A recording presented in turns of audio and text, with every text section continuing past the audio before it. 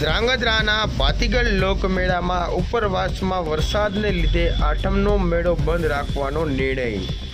Rides, ખાણીપીણી સહિતના ધંધાર્થીઓને લાખો રૂપિયાનું નુકસાન થયું હોવાની ભીતિ।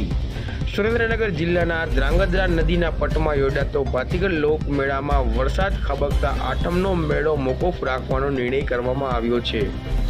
ધ્રાંગધ્રાના મેળામાં જવાનો મેઇન રોડ નદીમાંથી પસાર થતો હોવાથી અને ઉપરવાસમાં ભારે વરસાદના લીધે રસ્તો બંધ કરવામાં આવ્યો છે, જેથી કરીને વરસાદ રોકાશે તો ધ્રાંગધ્રા નગરપાલિકાના ચીફ ઓફિસર તથા પ્રમુખ દ્વારા જરૂરી ઇન્સ્પેક્શન કરી આગળનો નિર્ણય કરવામાં આવશે, તેમ ધ્રાંગધ્રા નગરપાલિકાના ચીફ ઓફિસર દ્વારા જણાવવામાં આવ્યું છે।